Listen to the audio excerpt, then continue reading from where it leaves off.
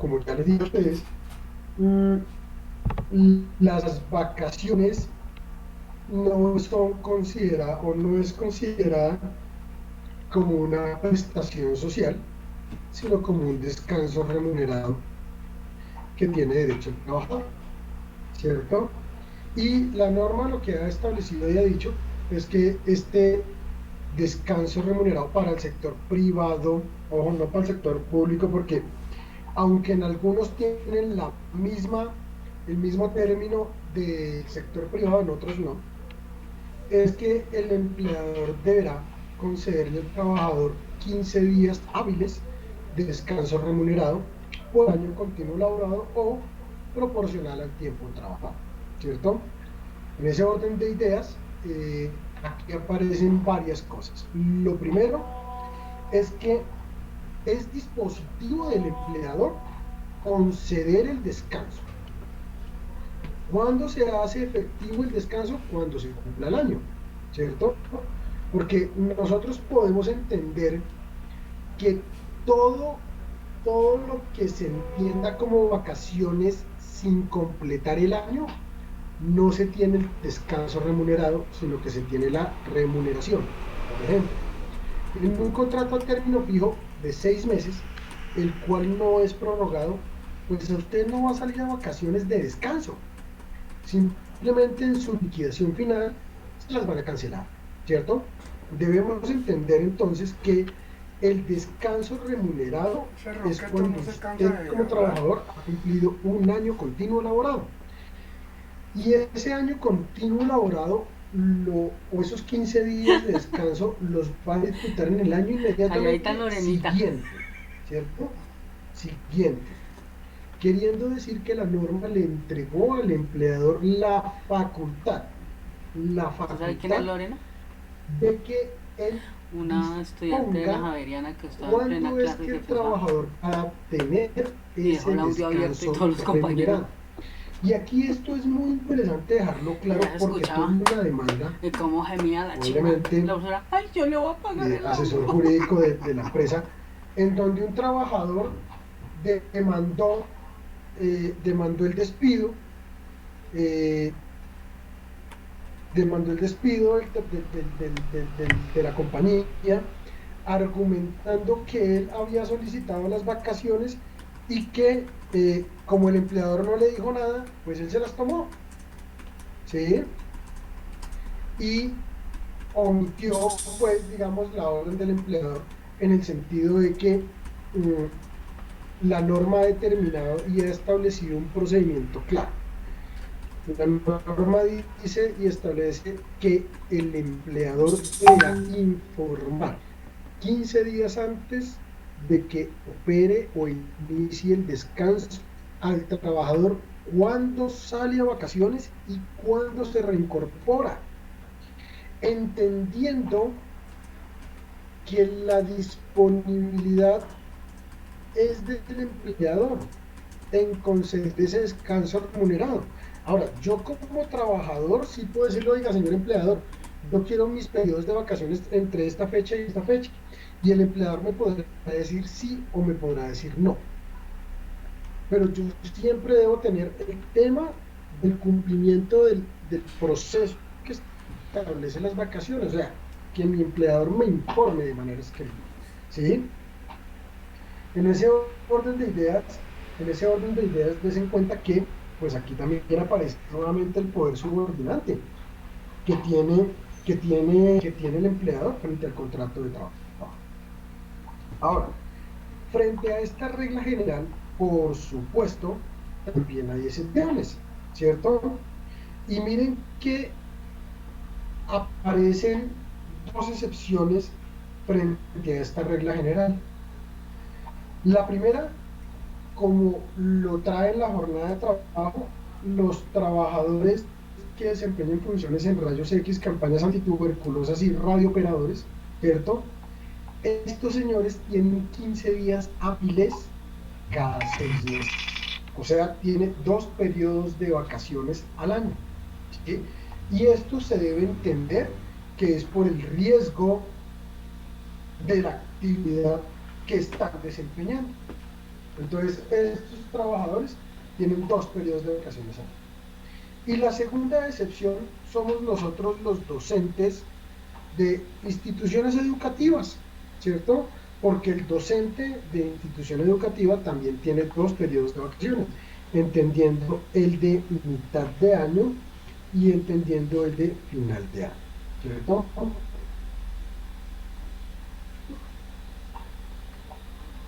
Ahora, nosotros debemos entender, doctores, que el empleador única y exclusivamente, hablando de las excepciones, única y exclusivamente, y de los docentes, solo debe remunerar 15 días hábiles. Así,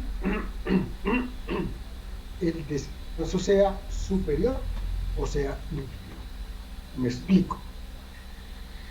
Por ejemplo, en las vacaciones de mitad de año, hay instituciones educativas que no alcanzan a tener los 15 días hábiles, ¿cierto? Entendiendo que los 15 días hábiles, si se tiene una jornada de lunes a viernes, termina siendo 3 semanas, ¿sí?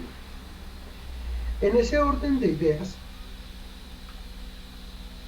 se debe entender que el descanso sea inferior a los 15 días, no quiere decir que se tenga que pagar menos de los 15 días.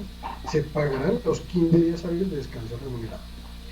Y contrario, si el descanso es mayor, que esto pasa cuando es final año, ¿cierto? Digamos en pregrado, nosotros terminamos como principios de diciembre y volvemos principios de febrero. Claramente hay más de 15 días hábiles de descanso remunerado. Motivo por el cual acá también la norma ha determinado, así sea el descanso superior en tiempo, en retribución o en remuneración, son 15 días hábiles de descanso remunerado. Ahora bien, nosotros, o más bien, la norma permite que los trabajadores acumulen periodos de vacaciones. Y aquí nosotros debemos determinar y debemos decir que la acumulación del periodo de vacaciones es diferente dependiendo de la calidad que tenga el trabajador. Si usted es un trabajador ordinario, la norma establece que solo puede acumular hasta 2 periodos. Y si usted es un trabajador calificado, solo puede acumular hasta 4 periodos. Pero también debemos entender que las vacaciones, pues lo que buscan es que el trabajador tenga un descanso, ¿sí? Que pueda despejar cuerpo y mente de las funciones laborales que en el diario vivir ejecuta o ejerce a favor del empleador, ¿sí? En ese orden de ideas, la acumulación de vacaciones claramente estableció que nunca se pueden acumular los 15 días, nunca. ¿Sí? La norma lo que dijo y previó fue que para hablar de acumulación de vacaciones, el trabajador obligatoriamente debe descansar 6 y puede acumular 9. Y eso es totalmente, digamos, lógico, porque pues hay como un 40% de descanso del trabajador. Ahora, acá hay algo muy interesante y es una carga que le imponen al trabajador, y es que si usted solo puede acumular 2 periodos y acumula 3, ¿qué pasa? Pues pierde un periodo. O si es calificado, acumula 4, y si acumula 5, pues pierde un periodo. Razón por la cual aquí hay una carga impuesta al trabajador en donde no deberá permitir que se acumulen diferentes periodos, porque el empleador sí puede decirle, oiga, no, es que la norma es taxativa y es clara. ¿Sí? Usted solo puede acumular 2 o solo puede acumular 4. ¿Sí? Entonces debemos tener cuidado con este tema. Asimismo, también debemos tener cuidado con la compensación en vacaciones. Porque es que hay una costumbre, porque esto se volvió una costumbre, costumbre que yo, digamos, eh, podría entender, ¿sí? Podría entender por qué la conducta del empleador es esa, y es que compensan el 100% las vacaciones en dinero. ¿Sí? Esto. Cuando la norma no lo permite. O sea, no es legal, no es legal que el empleador compense en dinero el Sueltas y patinamos. 100% No. de las vacaciones. La norma lo que dispone es que solo se puede compensar hasta la mitad y de acuerdo a la argumentación hecha y acreditada por el trabajador. En ese orden de ideas, muchos trabajadores podrían iniciar quejas administrativas, porque es que, ojo, ¿qué pasa entonces con el otro 50%? Que usted no puede pagar, se lo regaló el trabajador y le debe el descanso. Le debe el descanso. Aquí estamos no hablando de dinero, sino estamos hablando de descanso. Intrínsecamente le queda debiendo el descanso al trabajador, motivo por el cual el trabajador está en todo su derecho a reclamar. Ahora, claramente esto no pasa porque es que la iniciativa del pago por compensación en vacaciones del 100% no sale del empleador, sale del trabajador. ¿Sí? Y el trabajador pues no se va a poner a iniciar acciones pertinentes a que sancionen al empleador por haberle pagado el 10% de sus vacaciones cuando quien lo acredite fue él. Simplemente lo que quiero resaltar es que esto se volvió costumbre, pero es una costumbre ilegal. Es una costumbre ilegal porque no está permitido que el empleador compense en dinero el 100% de las vacaciones. La norma es clara, dice hasta la mitad, no dice ni una tercera parte, no, dice hasta la mitad, sencillo. ¿Sí?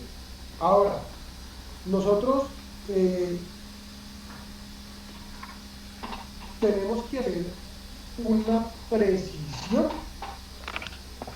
frente a la liquidación de las vacaciones, frente al pago de la liquidación.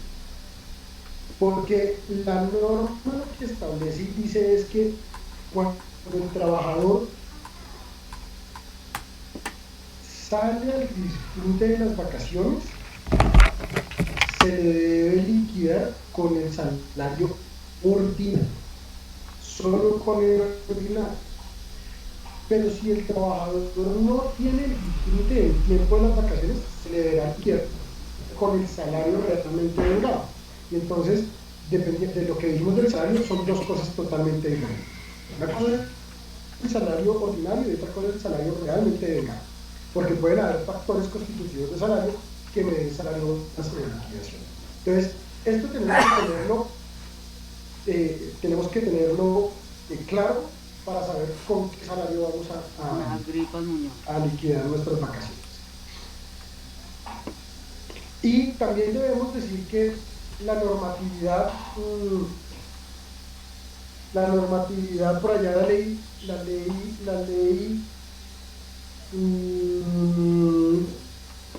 1950, si no estoy mal, sí, 1950 del 75, le dio la posibilidad al empleador de generar también vacaciones colectivas, ¿sí? En donde pues simplemente yo le digo a todo mi personal, salen tal día y se reentregan tal día, y ahí hay un cierre de actividades del empleador, ¿sí? Motivo por el cual pues obviamente aquí no pueden haber despidos ni nada. Y es lo que nosotros podemos ver a grosso modo, ejemplo amplio para todos, la rama judicial. La rama judicial tiene unas vacaciones colectivas. ¿Sí? Obviamente hay diferentes empresas que también manejan vacaciones colectivas. Esta es una posibilidad que le da la norma al empleador de hacerlo. ¿Sí? Y bien, debemos decir que las vacaciones pueden ser interrumpidas. ¿cierto? Y la interrupción opera en tres situaciones. La primera, la necesidad del servicio. ¿Sí? Cuando la necesidad del servicio que sale claramente del empleador, podrán suspender las vacaciones. Quiere decir que el trabajador está en la obligación de reincorporarse, esperar que pase la necesidad del servicio y podrá continuar en el ejercicio de sus vacaciones. La segunda causal es cuando el trabajador se encuentra incapacitado, ¿sí?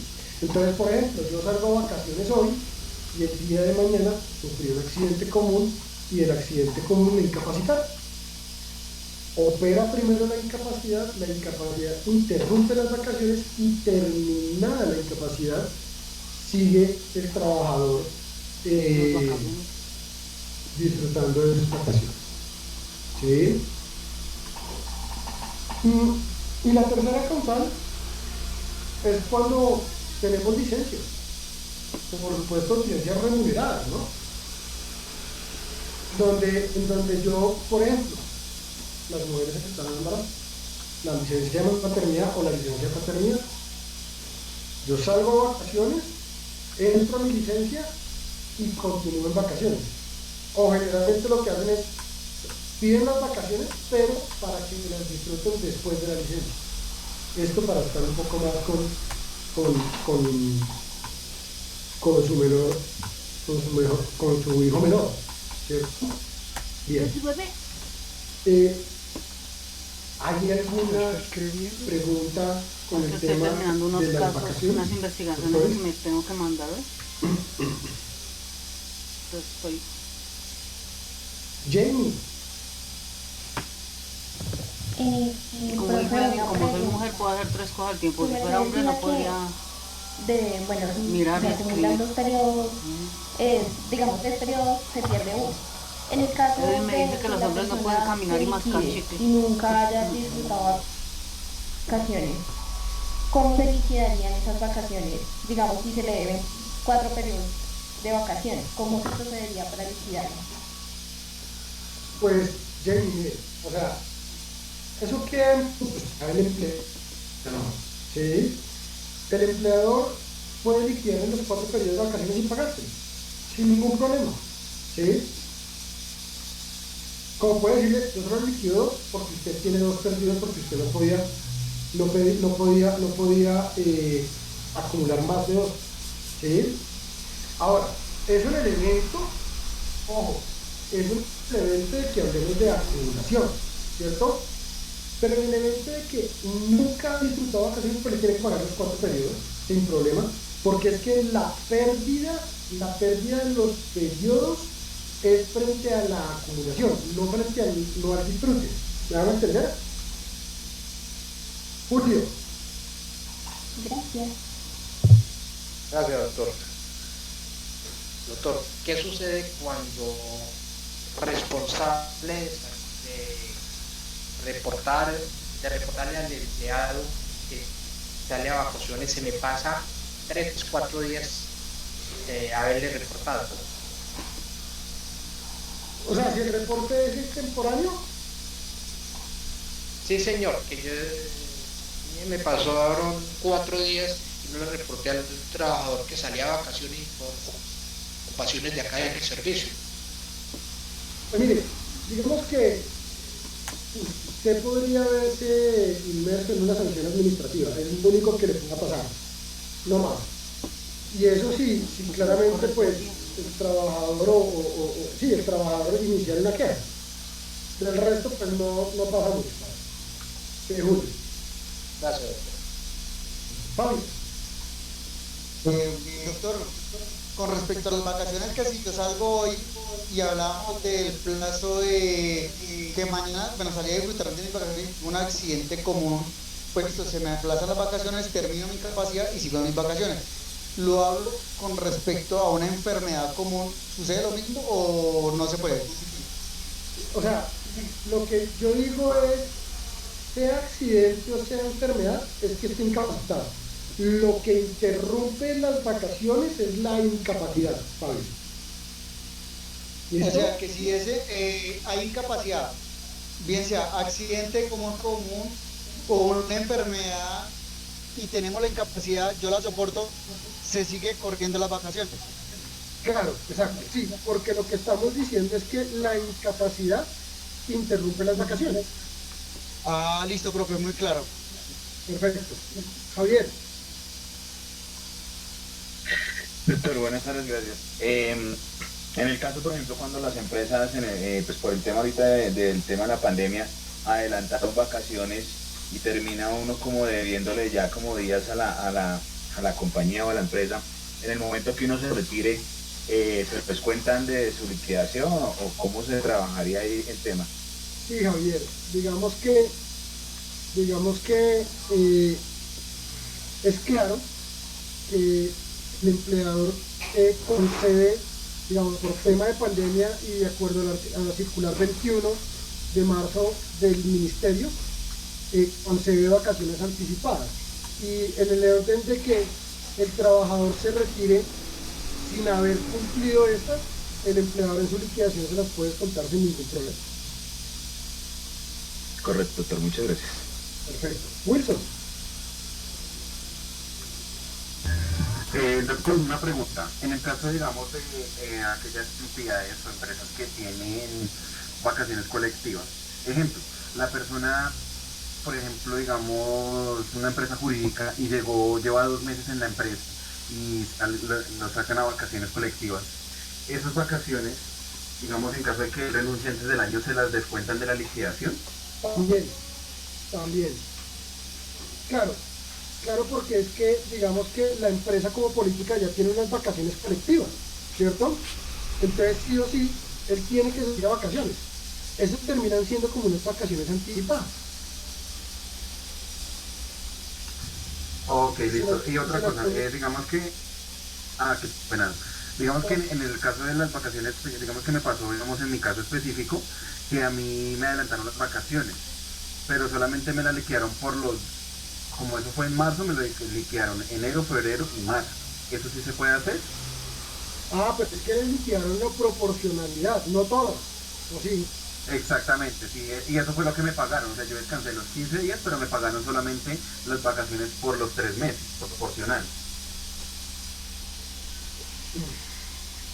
Ahí hay una incongruencia, ¿no le parece? Porque o sea, si a usted le van a adelantar vacaciones, pues y lo pusieron a descansar los 15 días, pues páguele los 15 días. No tiene, o sea, no es lógico que le den el tiempo completo y en plata lo proporcional a 3 meses. Sí, sí, tiene toda la razón, pero Hay una digamos que eso actuación fue lo que indebida ahí. yo. Total, hay una actuación Sí, indebida. gracias. Listo. Luz,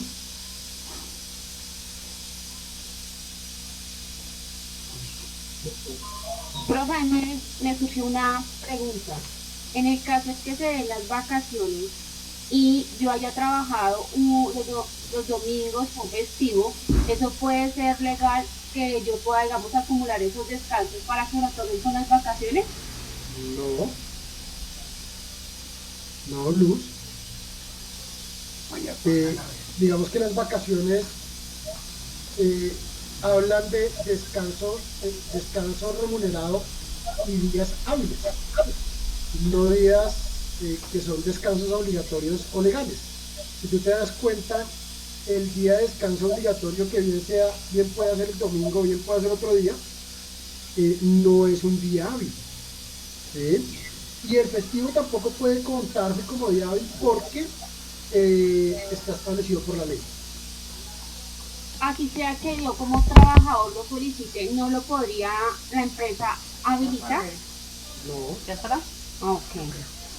¿Tapo? Acuérdate que no se pueden transgredir los ¿Arregla el derechos cilantro? así el trabajador los pida. Yo puedo pedir muchas cosas o yo puedo pactar muchas cosas en el contrato. Que sea legal o no, es diferente. Ok, gracias. Perfecto. A ver, Edgar.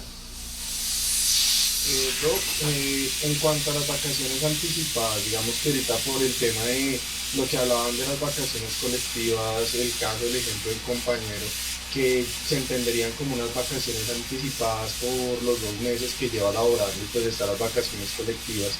Digamos que ahorita con el tema de la pandemia que también se dio todo este tema de las vacaciones anticipadas, son como tal disposiciones del empleador, ¿sí?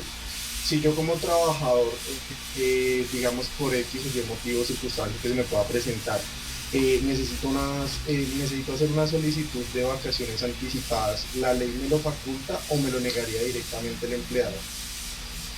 Si no estuviéramos en pandemia, claramente le diría que no operarían las vacaciones anticipadas. ¿Sí? Las vacaciones anticipadas están operando por la situación de la emergencia sanitaria que está atravesando Colombia en este momento. Pero usted en la normatividad digamos que el empleador nunca le va a conceder a usted unas vacaciones anticipadas porque no está en la obligación, ¿sí? Lo que pasa es que aquí, con lo de la circular 21 del 2020, se posibilitó a que se sacaran vacaciones anticipadas, ¿sí? Para no terminar los contratos de trabajo y para asegurar que los trabajadores tuvieran un ingreso, pero del resto no. Ok, Doc, y en cuanto a la proporcionalidad de lo que yo tengo como disfrute para las vacaciones, que lo veíamos ahorita son 15 días, ¿no? Que se me acumulan por un año de trabajo. Entonces, digamos en el ejemplo donde yo trabajé 8 meses y hagamos el ejemplo así loco que con eso yo tendría un derecho a 8 días de vacaciones. ¿Yo podría solicitar esos 8 días? No. En ese entendido, no, tampoco. No, por eso yo al principio decía que cuando nosotros hablamos de que no se ha cumplido el año continuo laborado, la proporcionalidad se va a pagar es en dinero, no en disfrute de tiempo, ¿sí? Porque no lo hay. ¿Sí? La regla general o la norma establece y dice, mire, los 15 días hábiles de descanso remunerado inician cuando el trabajador ha cumplido un año continuo laboral. ¿Sí? Claro, hace la salvedad al final diciendo o proporcional al tiempo trabajado. Claro, eso literalmente tenía que decirlo porque los contratos a término fijo inferior a un año, los contratos de obra o labor que estuvieran menos de un año, o los contratos a duración indefinida que eran por un año, pues si no se hace a proporcionalidad, quisiera decir que no tendrían derecho a vacaciones, ¿sí? Entonces, aquí lo que nosotros debemos entender es que, por supuesto, lo que se tiene es el pago en dinero de las vacaciones más no el disfrute. Carlos.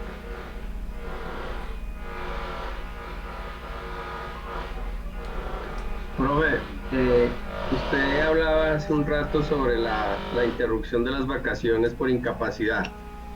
Me surgió una duda, profe, si una persona ya se encuentra en disfrute de vacaciones y fuera de actos de su labor laboral le ocurre una incapacidad, ¿allí también se interrumpen las vacaciones o solamente eso pasa antes de salir a disfrute? No, puede ser dentro del disfrute. O sea, yo puedo, Carlos, salir hoy a vacaciones porque hoy puede ser un día hábil, ¿cierto? Y el día lunes yo sufrí algún accidente o tuve alguna enfermedad, ¿cierto? La incapacidad interrumpe las vacaciones. Gracias, profe, muy amable. Listo, bien. Continuemos. Miren que terminando el tema de vacaciones, vamos a entrar a mirar las prestaciones sociales. Algo que es bien interesante en el sentido de establecer que estas prestaciones sociales con la suscripción del contrato de trabajo es una obligación del empleador y es un derecho adquirido económico del trabajador, ¿cierto? Porque pues estos son derechos económicos, claramente, ¿cierto? Y quiero que arranquemos por la prima de servicios. Mire que la prima de servicios nace la obligación del empleador cancelarla a partir de un trabajador que tenga a su cargo. ¿Sí?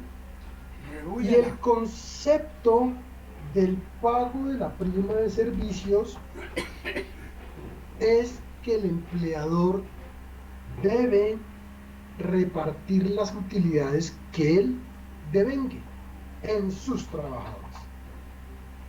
Y por eso fue que se creó la prima de servicios.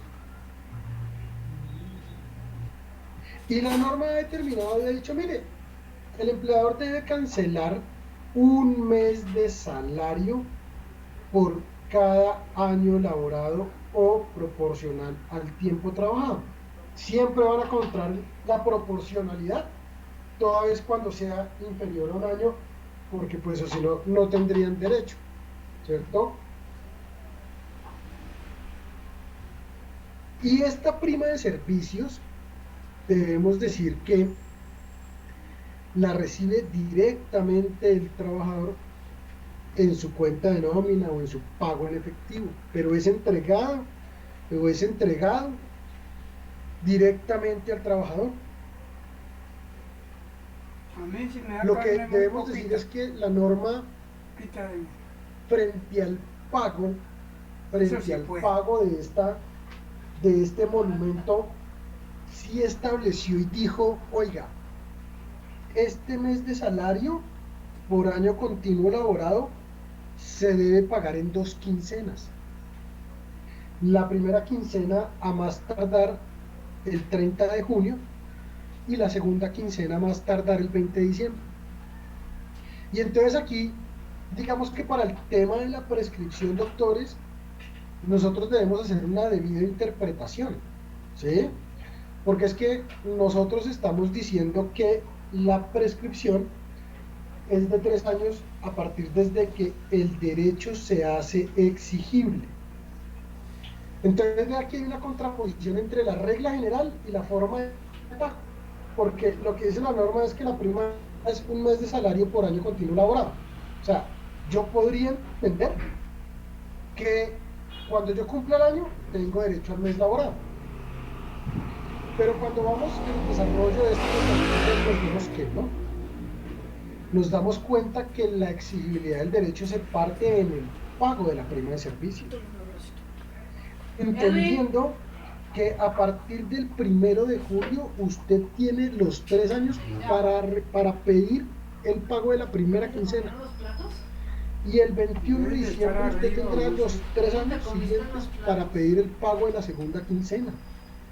Aquí no podemos entender nosotros que este mes de salario se hace efectivo una vez haya cumplido el año, porque en el desarrollo, como bien lo dije, se dice una cosa totalmente diferente frente al pago. Ahora bien, la norma nos traía unas excepciones, ¿cierto?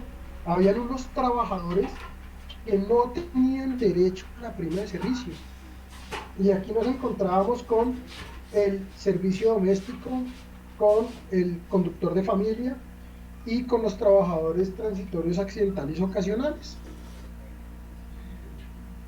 Y la conclusión en este momento es que todo el mundo tiene derecho a la prima de servicios. Cada una de estas excepciones dejaron de ser excepciones y pasaron a tener derecho a la prima de servicio en el siguiente contexto. Los trabajadores transitorios ocasionales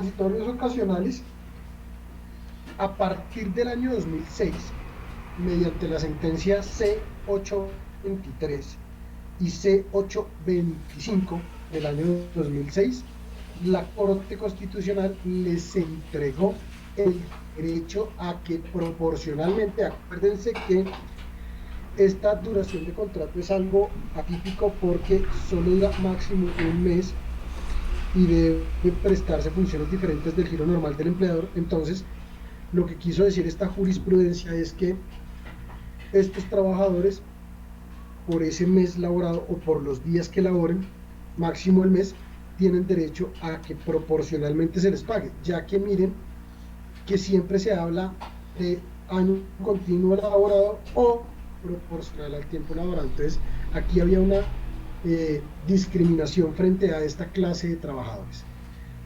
Quiere decir que mediante estas sentencias, estos trabajadores o la Corte encontró que había la discriminación, como bien lo digo, y les otorgó las prestaciones sociales. Ahora bien, frente al tema de el servicio doméstico y conductores de familia, ellos estaban exentos o no tenían derecho a la prima de servicios en el entendido de que la familia no generaba una utilidad. Recuerden que el concepto de prima de servicio es repartición de utilidades, ¿no? Entonces, la familia no tiene el concepto de utilidad. Esto lo cambió la Corte Constitucional mediante sentencia C871 del 2014, que está cargada en el campus virtual, para que la miren. Pero la Corte lo único que dijo fue que el legislativo tenía que emitir la ley para que este servicio, tanto servicio doméstico como conductor de familia, tuvieran derecho a la prima de servicios, ¿sí? Y encontró que obviamente sí había una utilidad, no en dinero, sino posiblemente en especie, de la prestación del servicio de estas dos actividades. Y mediante la ley 1788 del año 2016, 2 años después, el legislador emite la ley donde claramente estos trabajadores pasan a tener el derecho al pago de la prima de servicios.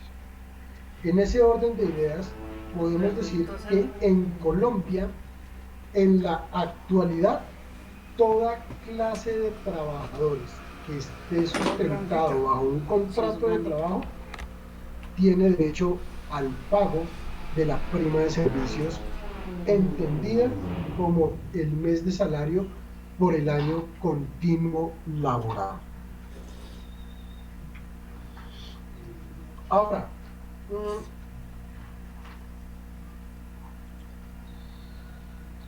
¿con qué salario se cancela la prima de servicios? Pues hombre, con el salario realmente devengado por parte del trabajo.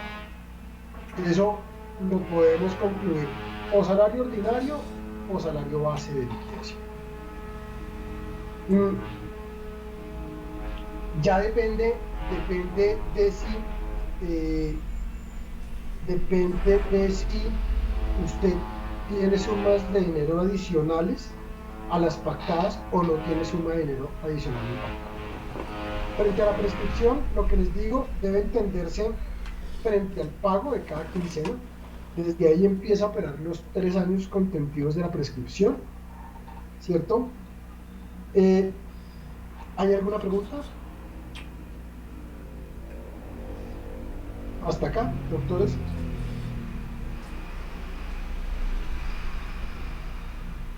No, doctor. Ok.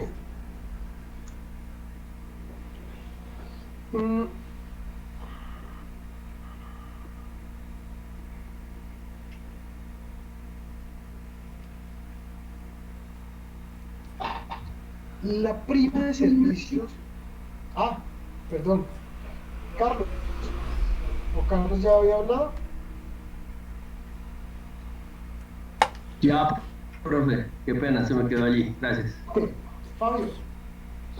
Profe, con respecto a la prima de servicios, tengo entendido, bueno, nosotros los servidores públicos pues nos la pagan, ¿sí? O sea, sin importar el contrato, ¿sí? Tengo entendido que, bueno, he conocido, ¿sí?, varias empresas privadas que no pagan esta prima de servicio. Entonces, caso sería, ¿no? Dependiendo del tipo de contrato, profe. No te entendí, o sea, a los servidores públicos nos pagan la prima de servicio, ¿sí? Cada año cumplido, ¿sí? Hasta ahí lo tengo entendido. Pero en el caso de las empresas privadas, por muchos compañeros, amigos, a ellos no les pagan este beneficio, ¿sí? ¿Es recomendable? Totalmente. Totalmente. Si usted revisa el artículo 306 del Código Civil del Trabajo, ahí establece que el empleador, a partir de que tenga un trabajador, tiene la obligación de cancelarlo. Y lo que acabamos de decir, solo habían ciertas actividades que no tenían el derecho a la prima, pero eso fue reevaluado por la jurisprudencia y por la ley. Por lo tanto, en este momento, todos los trabajadores que tengan un contrato de trabajo tienen derecho a una prima de servicios. Bien, Ángela. Gracias, profe. María. Profe, ¿cómo se llama paga la prima María de en Julio. la maternidad? ¿Cómo se liquida? ¿Cómo se paga la prima en licencia de maternidad? Sí, señor, sí, señor. ¿Común y corriente? Con el pago de esa licencia, lo que se dejó por esa licencia, se liquida igual. No, Ángela, es que te escucho muy entrecortado. ¿Me puedes volver a repetir?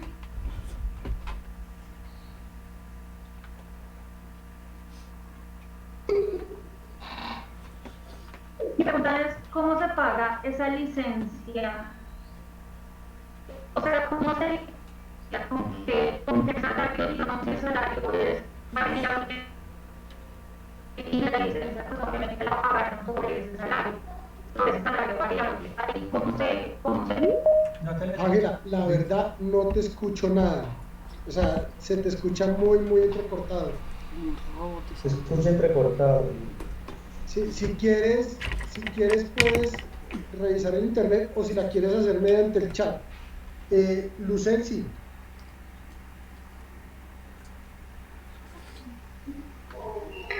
Profe, me surgió una duda, una pregunta.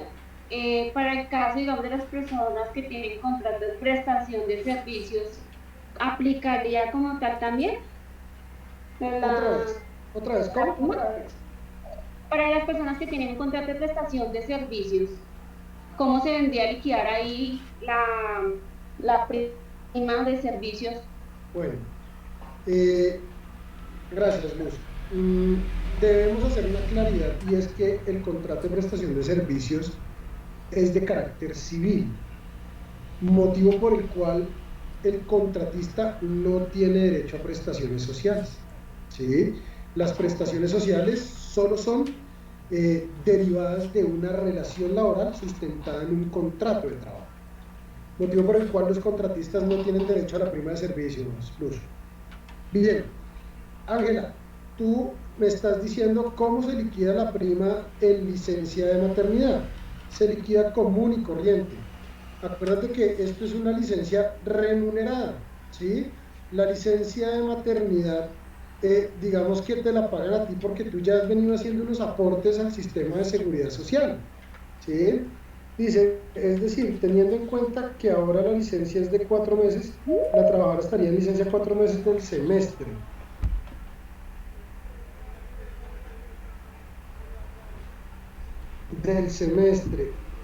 ¿Qué se liquida de prima? No, los 6 meses. Los 6 meses, por lo que te estoy diciendo, es una licencia remunerada, por tal motivo, común y corriente se le paga. ¿Listo? Cosa diferente fuera que por una licencia no remunerada. Ahí sí ya no, ¿sí? Pero aún es más, miren y den en cuenta que hasta en el caso de suspensión del contrato de trabajo, se podría aplicar o se podría decir que la prima de servicio se debe pagar, porque el efecto de la suspensión del contrato dice que no paga salarios y prestaciones, pero solo dice cesantías e intereses, por lo tanto prima de servicio se debe pagar.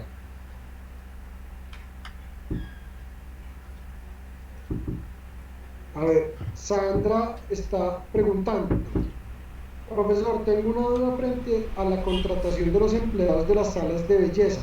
¿Se podría decir que es un contrato de prestación de servicios? Pues Sandra, mira, aquí hay una informalidad, en el sentido de expresar que a esta gente casi nunca se le hace firmar un contrato, ¿sí?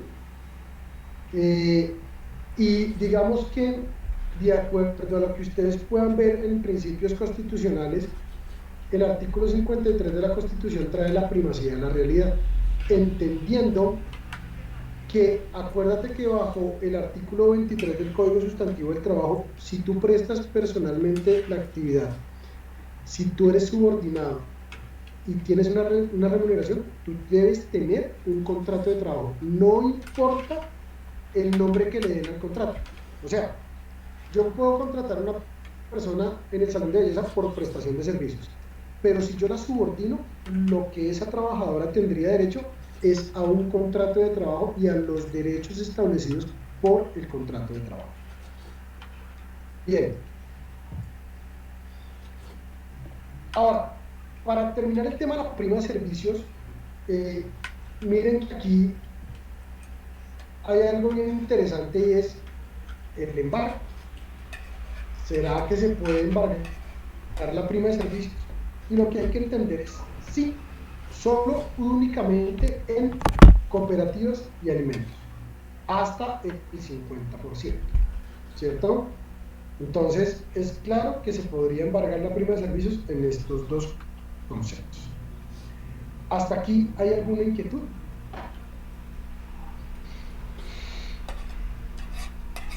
Edgar. Gracias, doctor.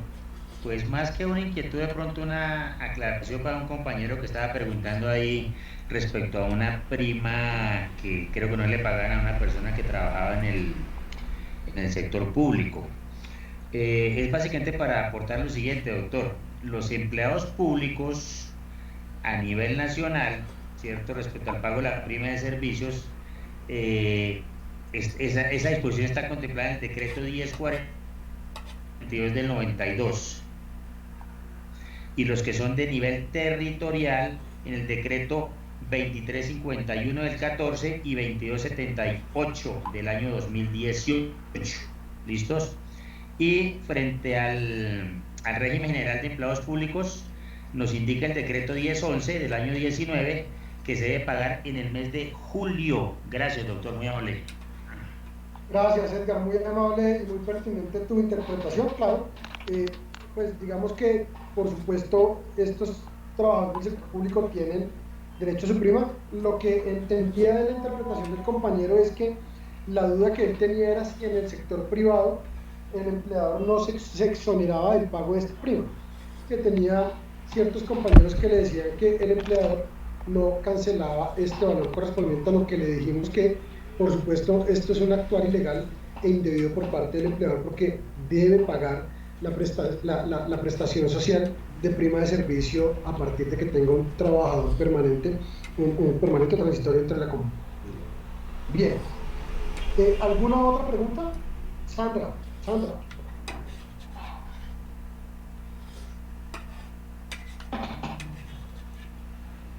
Te escucho, Sandra.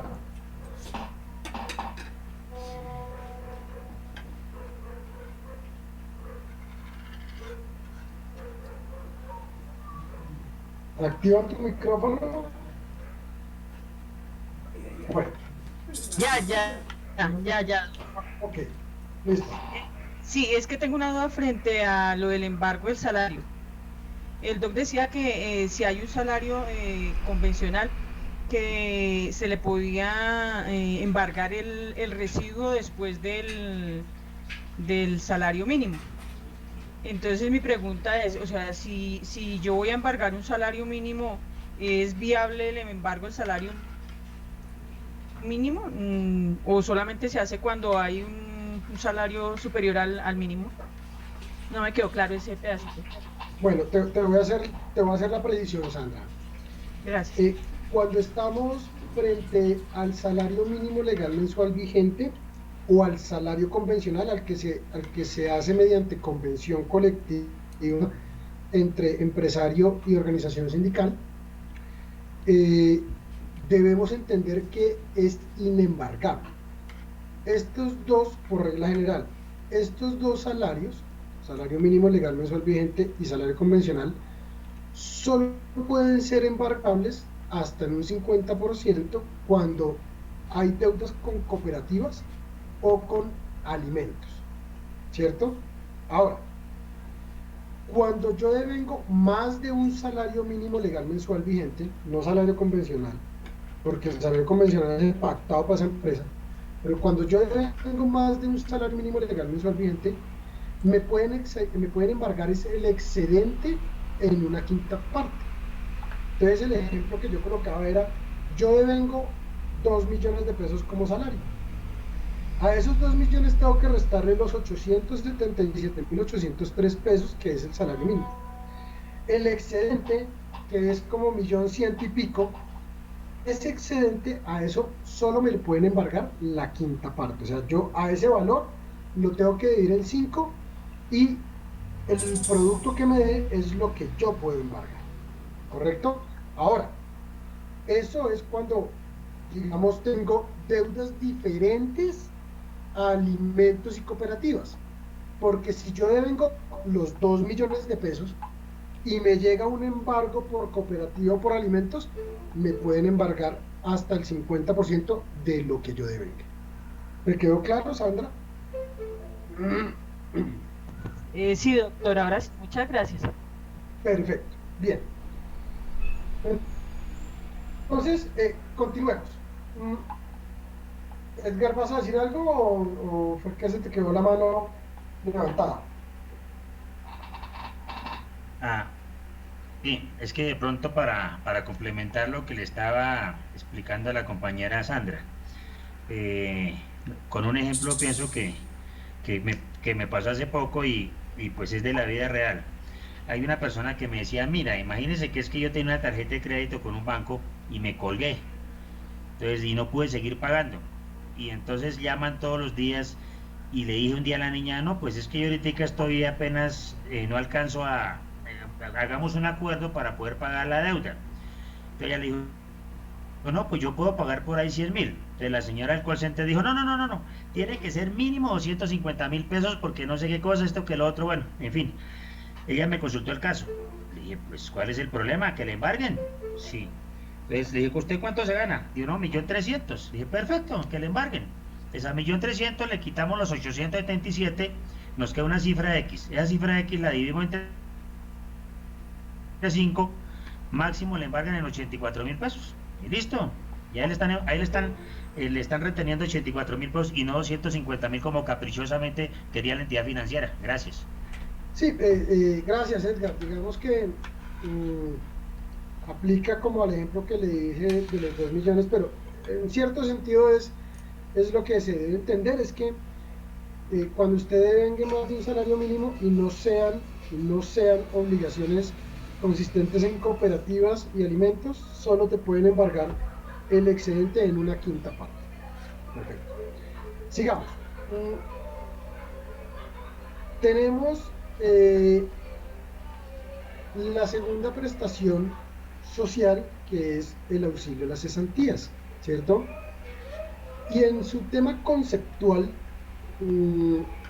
claramente nosotros debemos decir varias cosas. Lo primero es que esta prestación social, en su concepto, es un ahorro al trabajador cuando se quede cesante. Precisamente dice auxilio a la cesantía. Y es cuando este señor se quede, en principio, cesante, sin trabajo, ¿cierto? Porque pues podemos también entender ahorita en el desarrollo que hay un pago parcial en donde no todo, sino parcialmente, por supuesto, yo podría utilizar mis cesantías. Y adicionalmente, esta prestación social pues no se le entrega directamente al trabajador si se aplica la regla general. Ya voy a explicar por qué. Y en su contexto económico es lo mismo que la prima de servicios, porque el empleador lo que dice es, oiga, la norma lo que dice es, oiga, señor empleador, usted deberá cancelar por auxilio a las cesantías un mes de trabajo laborado, ¿cierto? Por año continuo laborado, un mes de salario por año continuo laborado, o proporcional al tiempo trabajado. Y entonces aquí es donde viene también nuevamente la excepción, ¿sí? ¿Por qué? Porque miren que después de la ley 100, ¿cierto? Después de la ley 100 de 1994, se crearon los fondos de pensiones, perdón, los fondos de cesantías, que escogen los trabajadores. Y la norma lo que quiso fue entregarle la obligación al empleador de que ese mes de salario por año continuo laborado no se le entregara al trabajador, sino que necesariamente se debía consignar en el fondo de cesantías que había escogido este último.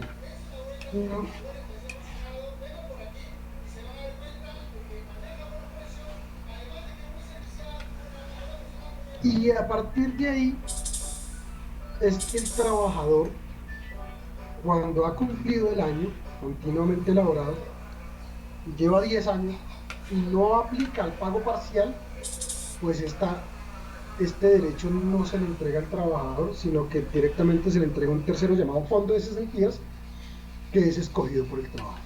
Ahora bien, cuando nosotros hablamos o proporcional al tiempo trabajado, debemos entender que en ese evento sí, en la liquidación final de prestaciones sociales, el empleador le paga a su trabajador el concepto de las cesantías, ¿cierto? Pero la regla general es que ese mes de salario se vaya al fondo que es escogido por el trabajador, ¿sí? Y esto, digamos que ha venido teniendo una evolución normativa, porque ahora las cesantías se juegan en la bolsa, ¿cierto? Porque usted tiene que escoger una inversión a mediano o a largo plazo, en donde esto tiene cosas buenas y puede tener cosas malas. Claro, si a usted le reporta utilidad, pues es muy bueno, porque usted gana. Pero si a usted le reporta pérdidas, entonces es merecedor la disminución. Es algo complejo. Ahora, se supone que nunca debe haber pérdida, se supone, ¿cierto? Pero miren que nosotros en el desarrollo de esta prestación social, o sea, lo que se convierte y la finalidad que se convierte, que es, digamos, la inquietud que quiero presentar, es si el concepto es un ahorro para cuando yo esté cesante, ¿por qué esta suma de dinero? Y aquí quiero escuchar 3 participaciones. ¿Por qué esa suma de dinero que yo pueda tener de ahorro se tiene que jugar en la bolsa como inversión? A mediano, a corto o a largo plazo. 3 opiniones.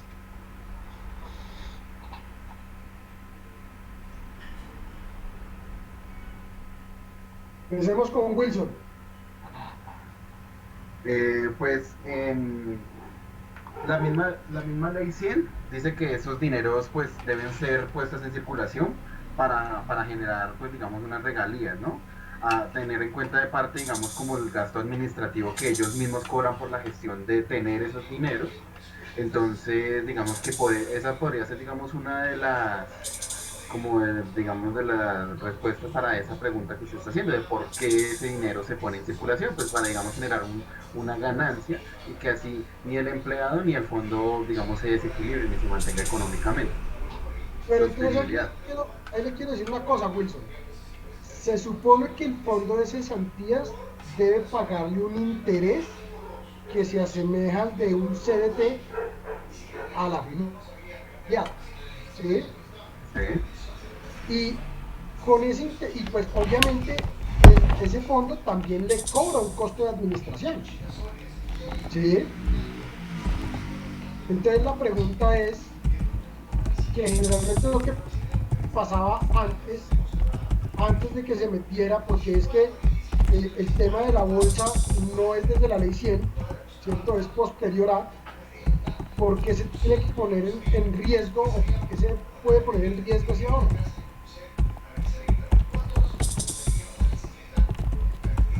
se podría hacer, digamos, para la sostenibilidad fiscal, digamos, de ese sistema, para que, digamos, ese dinero no, o sea, es decir, si no hay tantos empleados realizando las cotizaciones, entonces digamos que puede generar una serie de pérdidas. Entonces al momento de, digamos, de generar esa circulación de ese dinero, pues eso va a tener unas ganancias. Igualmente los fondos tienen que prevalecer que ese dinero nunca se pierda, por así decirlo, que siempre tienen que responderle al empleado por ese dinero. Sí, claro, digamos que ahora se supone que no puede haber pérdida, sino siempre debe haber ganancia, ¿cierto? Digamos que la inquietud final quedaría, y si hay pérdida, ¿qué pasa? Porque es que miren que eso fue hace como 2 o 3 años, que yo tenía que decirle a mi fondo de cesantías si yo lo quería a mediano, largo o corto plazo, o si no mi fondo de manera automática me lo mandaba a largo plazo o a mediano plazo, ¿cierto? A ver, Edgar. Pues Doc, digamos que dentro del punto de vista de lo que yo analizo en esta situación, lo que evidencio es que directamente estos fondos públicos van ligados a las aseguradoras, ¿no? Entonces, digamos que independientemente de que se esté jugando el dinero en la bolsa, considero yo que ellos suscriben, o hasta donde tenía conocimiento, ellos suscriben unos seguros o unas pólizas para cubrir estas posibles pérdidas que se pueden presentar, con el fin de no entregarle una pérdida a la persona que me está dando las cesantías para que yo las administre como fondo de pensiones, sino en el momento donde la persona me la pida, bien sea a mediano o a largo plazo, dicho dinero que se encuentra ahí consignado, yo tenga cómo responderle a esa persona para esa entrega de ese dinero en los plazos pactados o establecidos por esta persona. Entonces, si se llega a presentar la pérdida, yo no le voy a entregar un rendimiento financiero a esta persona frente a las cesantías, sino lo que voy a hacer es ejecutar hacer efectiva la póliza que está costando.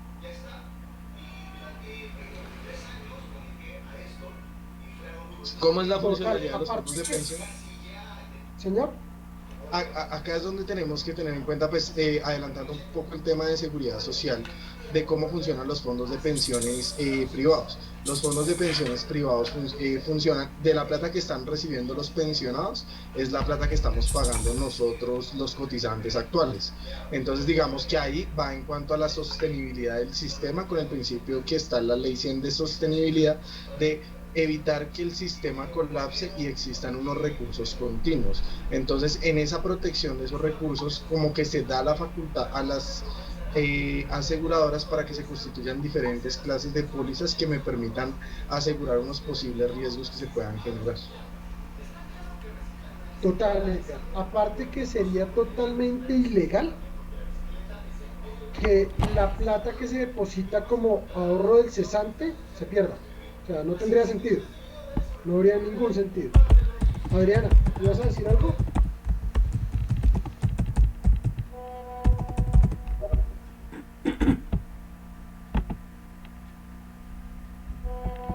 No, doctor, no. Ok. Sandra.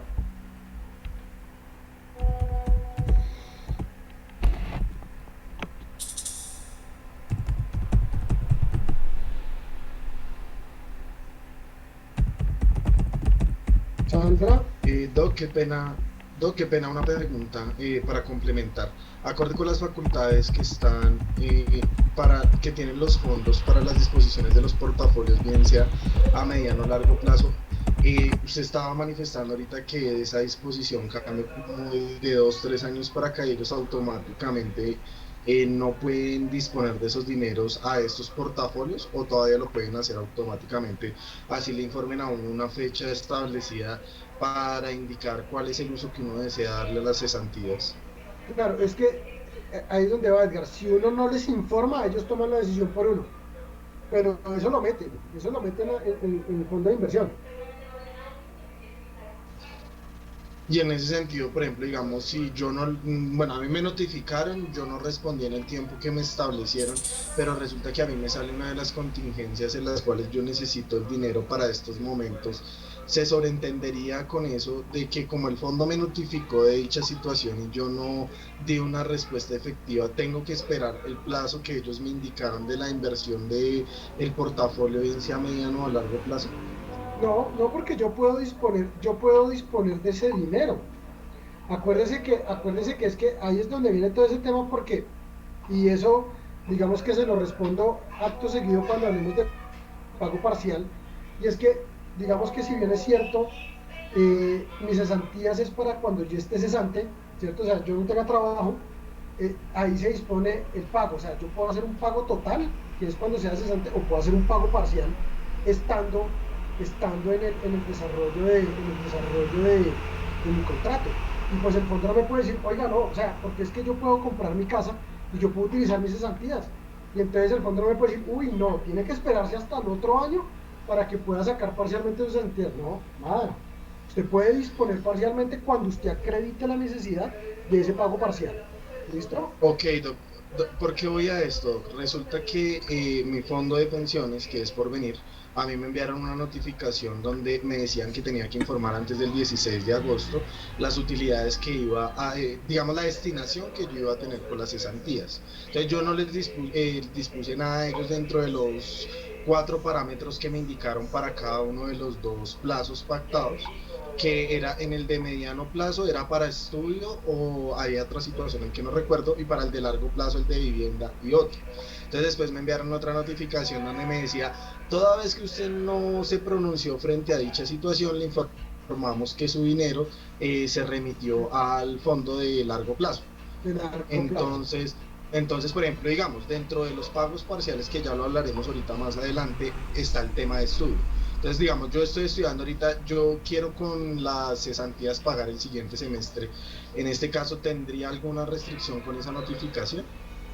Sí, no, es que ahí es donde entramos a mirar, o tendríamos que entrar a mirar la letra menuda de todo el tema. ¿Sí? Espéreme, llegamos al pago parcial y ya hacemos las anotaciones pertinentes frente a ello, ¿vale? Sandra. Ok, gracias.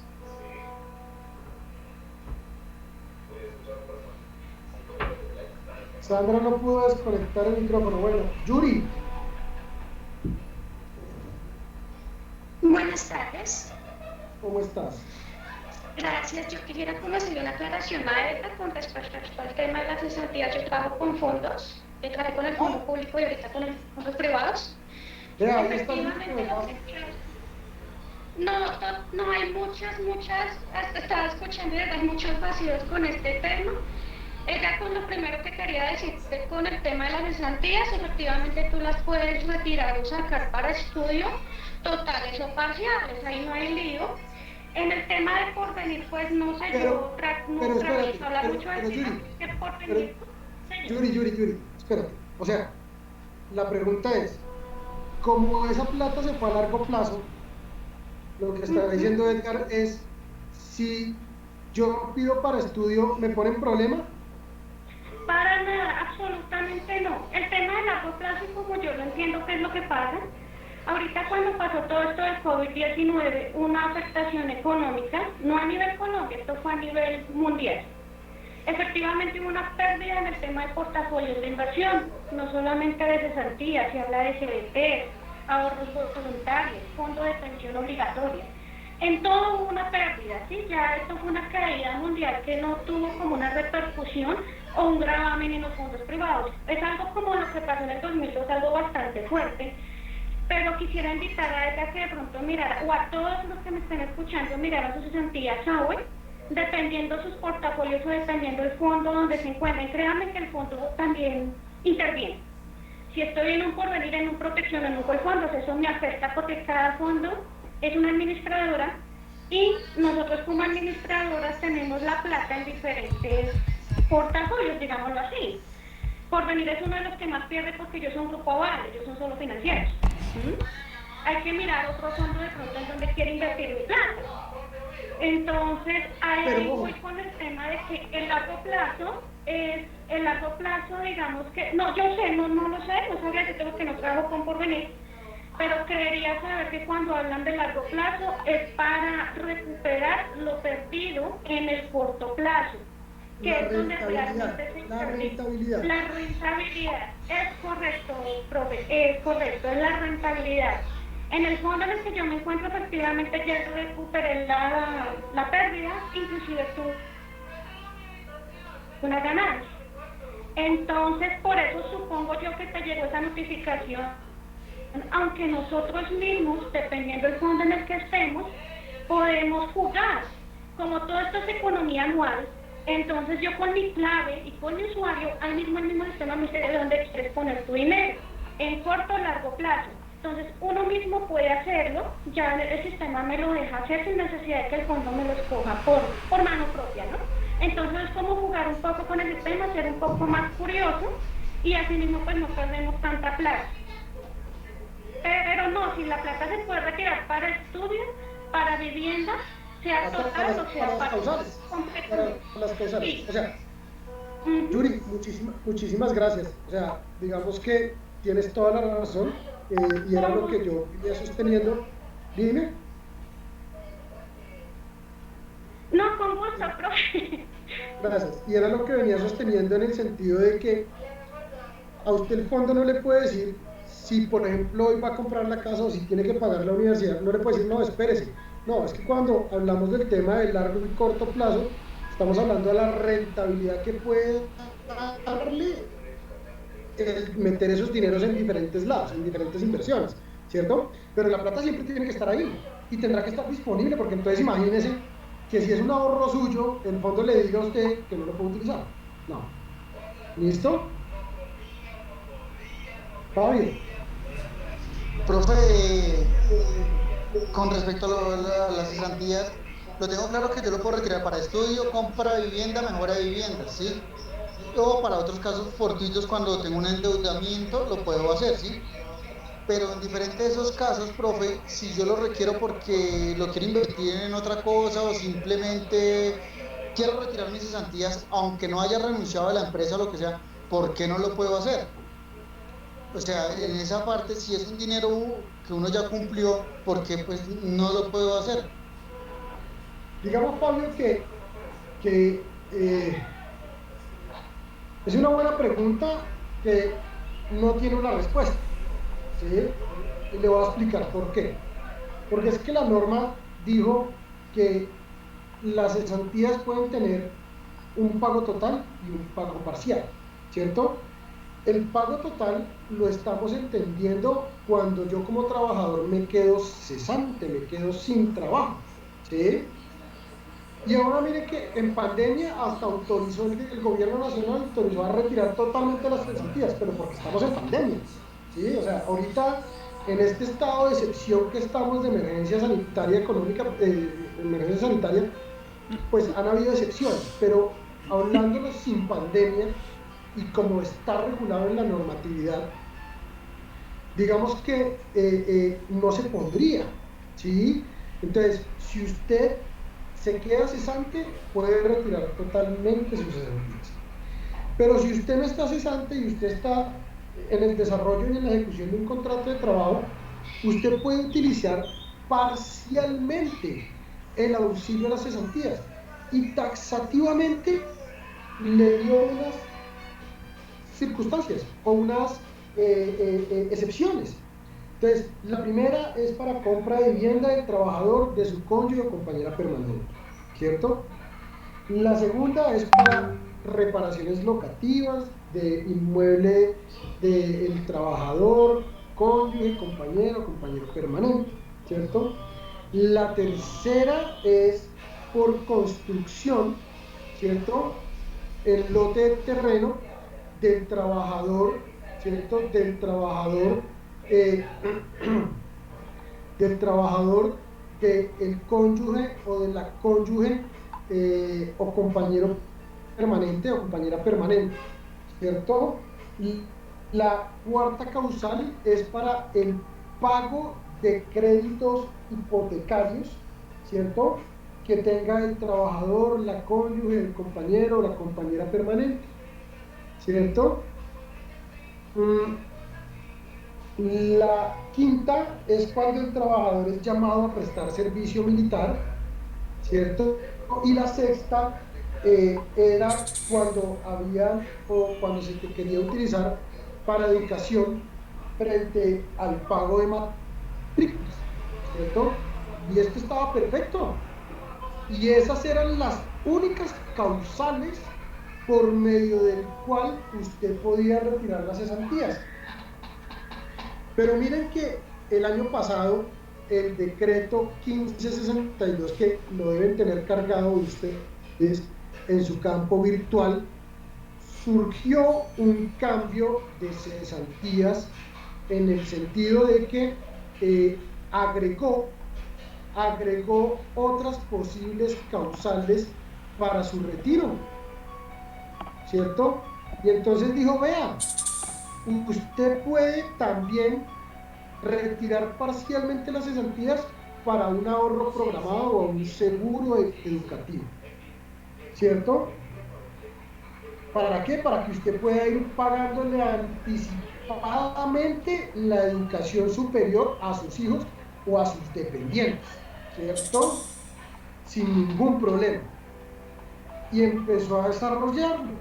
Y adicionalmente también le dijo, oiga, usted puede retirar el auxilio de cesantía para comprar acciones.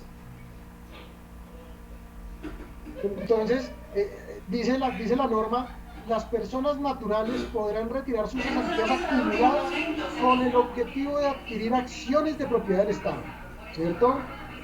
En los términos y condiciones establecidas en la Ley 226 de 1965.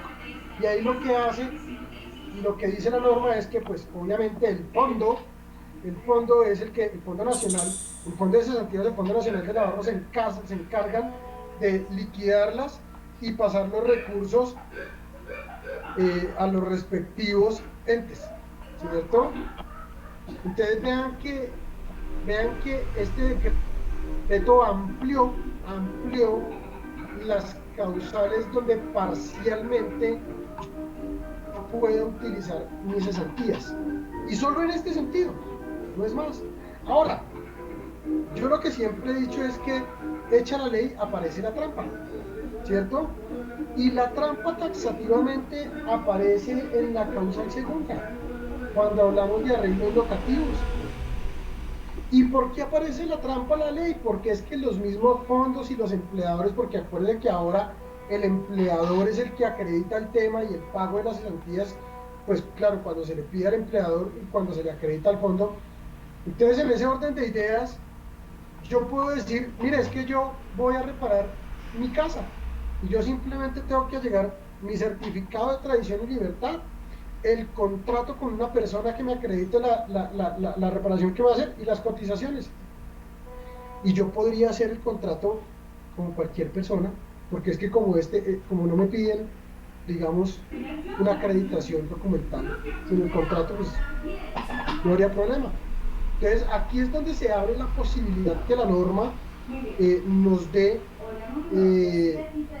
la opción de utilizar nuestras cesantías parcialmente para otras cosas diferentes a las establecidas en la normatividad, ¿sí?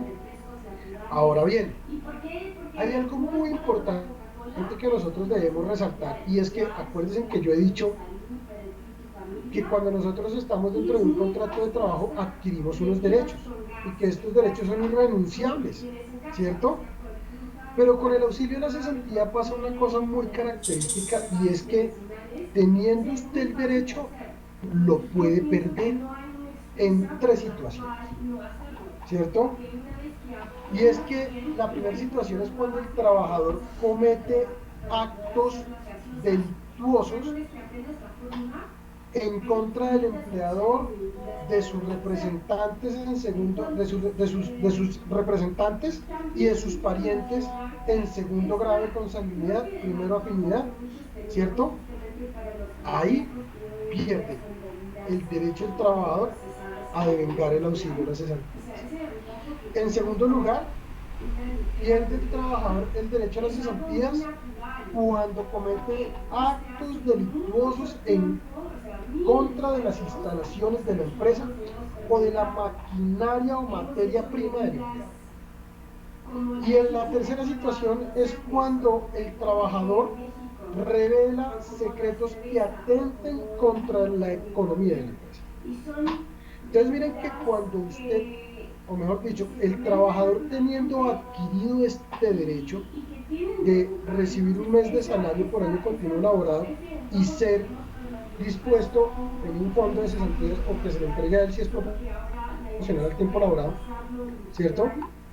Si cae en alguna de estas tres, aparte obviamente de dar una justa causa, porque cualquiera de las tres da justa causa, da derecho al empleador a que no le pague o no le consigne este auxilio de cesantías al trabajador.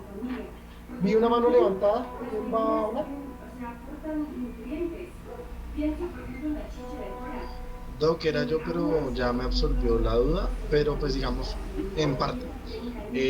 Digamos, en el caso de los actos delictuosos, digamos que esto más que todo también a nivel de terminación del contrato por una justa causa, consideraría yo, o no sé qué tan viable es, de que tiene que existir una sentencia debidamente ejecutoriada a nivel penal para acreditar el acto delictuoso, o solamente sería a disposición del empleador de decir usted cometió un acto delictuoso en mi contra. Obviamente yo entraría a alegar directamente esto en la jurisdicción laboral, probatoriamente contra el empleado, pero digamos es un requisito sine qua non para esta aplicación, porque ya me está hablando de un hecho delictuoso, una sentencia penal debidamente ejecutoriada frente a la comisión de una posible conducta punible. No porque imagínese que él ejerza el acto delictuoso y con nuestra proactividad, nuestra legislación penal, pues imagínese cuánto puede durar un proceso. ¿Sí? No hay sentido. Ahí lo que tendría que pasar es que si él considera que no es un acto delictuoso, pues obviamente deberá iniciar su reclamación ante el laboral, ¿cierto? Para pedir su derecho, reclamar su derecho. Adriana. Doctor, no sé si usted de pronto ya lo mencionó, pero de hace unos años para acá también se puede hacer retiro de cesantías para el pago del impuesto predial, solamente yendo directamente al fondo con sus recibos del impuesto. Sí, también, correcto. Tienes toda la razón, no se me había pasado mencionar, pero pues muchas gracias por complementarnos la circunstancia de pagar los impuestos con las cesantías. Bien. Ahora, las cesantías también pueden ser embargadas en alimentos y cooperativas, pero aquí hay una diferencia gravosa, que me parece que esto sí es, pero grave. Cuando sean por deudas de cooperativas, puedo embargar el 100%, imagínense. Y cuando es por deuda de alimentos, solo pueden recuperar el 50%. O sea, hay una desproporcionalidad horrible. Claro, esto fue determinado por la ley 789 del año 2002, que así se modificó y así se estableció. Entonces quiere decir que tiene más prevalencia la deuda con cooperativa que la deuda alimentaria. En esa orden frente a las cesantías, ¿cierto? Bien. Obviamente nosotros debemos decir que debemos aplicar de manera adecuada que todas las prestaciones y todos los derechos laborales de los trabajadores prescriben en 3 años. Desde el momento en que se hacen cesantías. Y debemos decir, ya te doy la palabra, Edgar, debemos decir aquí un par de cosas adicionales. Y es que la norma le dio la posibilidad al empleador de tener un plazo para consignar esas cesantías en el fondo, ¿sí? Le dijo, vea, señor empleado, como usted maneja ese dinero anual de toda la nómina, yo lo que voy a hacer es concederle hasta el 14 de febrero del año inmediatamente siguiente para que usted consigne ese mes de salario en el fondo de cesantías que haya escogido el trabajador, ¿sí? A partir del día 15, pues usted entra en mora, ¿cierto? Y esta mora sí es que es un taxímetro recomplicado, doctores, para el empleador, porque esta mora no tiene límite. Y es la establecida en el artículo 99 de la ley 50, que era lo que yo les decía, tenemos 3 indemnizaciones: indemnización por terminación de contrato, indemnización moratoria por pago de salarios y prestaciones, e indemnización por la no consignación del auxilio de cesantías. Y esta indemnización por la no consignación del auxilio de cesantías es un día de salario un día de salario por cada día de retardo hasta que se efectúe el pago. Entonces aquí es un taxímetro indeterminable. Si usted se demoró, si usted tiene una sanción, si usted tiene una mora, de no consignación de cesantías de 3 años, tendrá que pagar un día de salario por los 3 años. ¿Sí? Entonces es bien complicado y habrá que mirar todo el tema. Edgar. Doc, una pregunta. Va en cuanto a las libranzas. Las libranzas se entienden que no solamente son a través de las cooperativas, sino también las entidades financieras hacen el tema de las libranzas. Cuando hablábamos esta mañana de salario, se habló que a través de las libranzas también se puede embargar el salario, ¿sí? Porque por disposición de la ley de libranzas, esto no sé si es en el artículo 5º o 7º de la ley, establece que esa entidad, cuando tiene una orden de libranza, puede pedir la deducción del embargo, puede pedir la deducción de la cuota del salario.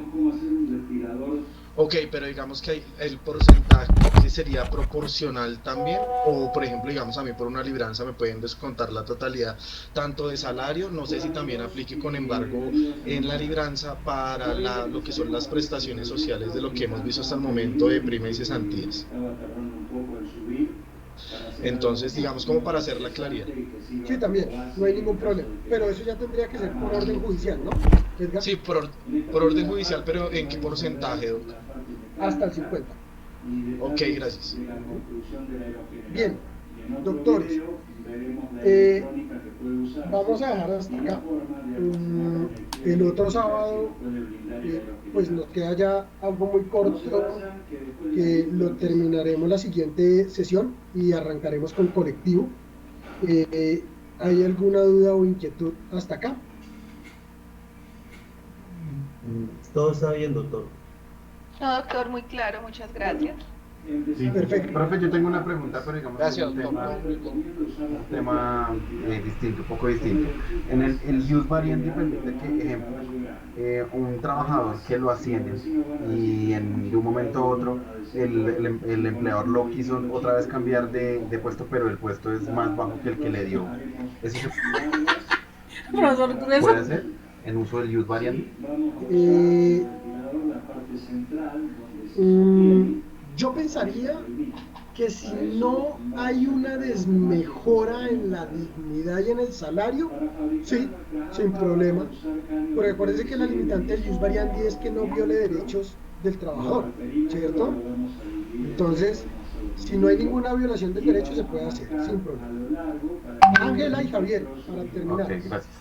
El largo del caño es alrededor de 60 centímetros. Gracias, profe. No, es una pregunta hasta acá y quiero saber cómo se evalúan estos módulos, profe, o cómo es el trabajo evaluativo. Yo debo mandar un examen y ese lo desarrollarán ustedes. La verdad, digamos que lo que entiendo es que yo debo mandar un examen y la universidad se encarga de que ustedes lo apliquen. Ah, ok, pero eso es como en unas semanas, no es al terminar cada módulo, es unas fechas específicas. No, los exámenes tienen una fecha establecida. Ah, gracias. Listo, Javier.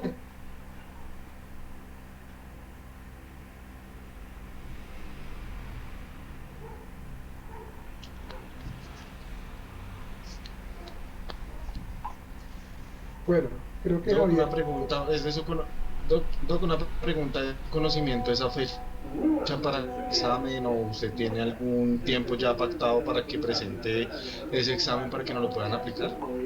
No, todavía no. A mí la universidad todavía no me ha informado nada. Yo apenas conozca la información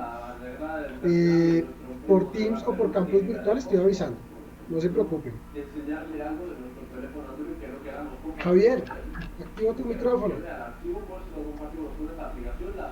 Señor. Ya te escucho. Claro. Qué pena. Es sobre el interés de las cesantías. Se aprovisiona una vez al mes y se paga en el siguiente año. En febrero creo que es.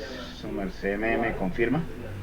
Sí, se paga en enero, pero es que esa todavía no la hemos visto. Javier, esa la terminamos de ver la otra semana. Correcto, muchas gracias. A ver, Viviana, con Viviana terminamos.